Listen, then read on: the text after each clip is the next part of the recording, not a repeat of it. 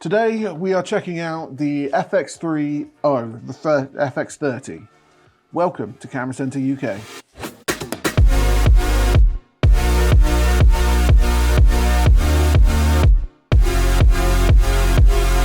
One of the main things people say about this camera is that it looks very similar to the FX3. It's an APS-C camera, so it's not got a full frame sensor, and within the new cinema line, this is a little bit out of sorts because they have actually moved away from the APS-C sensor. Sporting a gunmetal grey, I do really like the color of these cameras. I do think they look really awesome. I'm a big fan of Sony cinema line cameras. We're actually shooting this on an FX6 today. The FX30 comes in two separate packages. You get this one body only, and then you can actually get one that actually has a top handle. Having the ability to have an XLR port on top of your camera is very useful for dock work, as well as if you're doing short films and stuff like that, as well as simple podcast setup. So if you're a vlogger and you literally want to just do an interview with somebody, it is incredibly useful for those kind of situations.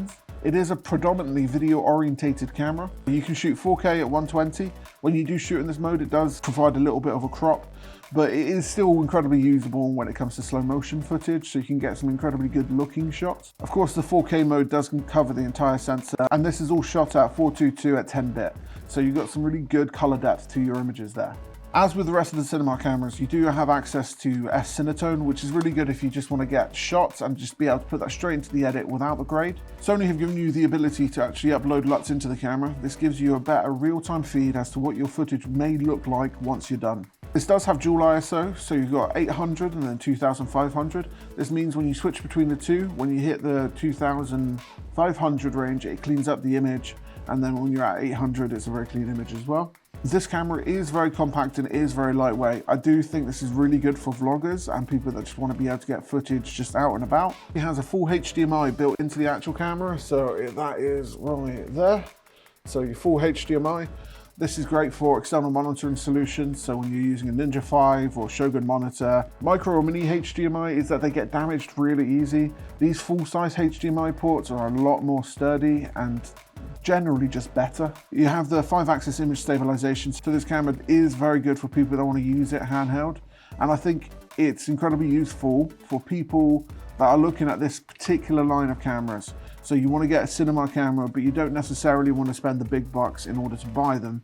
This comes in at a really decent price for what it is, especially when you've got the two SD card slots. So the SD card slots that can actually be used with A-type cards as well. But coming back to the body, it does feel really nice in your hands. I've got really large hands, so when it comes to cameras, I do want to, make it feel good in your hands, and APS-C cameras do tend to feel quite small, especially the A6000 kind of lineup. And still very lightweight, but also gotta feel good, and it feels sturdy as well. The two next to the hot shoe is what the top handle screws into. You can actually mount this landscape and portrait very easily. The other side of it is that you've got a lot of custom buttons built all over the camera. So you've got two up the top, and then you've got like a load on the back of it, and this allows you to really customize the features of your camera. With Sony, you've got one of the best autofocus systems on the market. It is very reliable in pretty much every situation. So you can actually get 16-bit RAW out of the camera, and this is mainly if you're looking to do some quite intensive grading. It's not geared towards photographers. It is, however, geared towards more content creators, the people that want to be doing Insta Reels, TikToks, as well as general social media content. Another key audience for this camera is people that want to get into cinematography, as it is the cheapest within the cinema lineup for Sony. This camera is kind of geared towards vloggers. I do think Sony do have some really good vlogging cameras for that. So like I mentioned earlier, they do actually have a mic that allows you to just put it straight into the port at the top, and there's no cable that comes around the outside. So if you're a travel vlogger, or if you're just a general vlogger, you actually have the ability to have quite a small, lightweight setup that is incredibly durable, and especially if you're traveling, you do want your camera to be durable. The other side of it, and something that I would say that we'd use it for, is BTS. It's a good BTS camera as it kind of matches up with the rest of our setup, and it also produces an incredibly good quality image.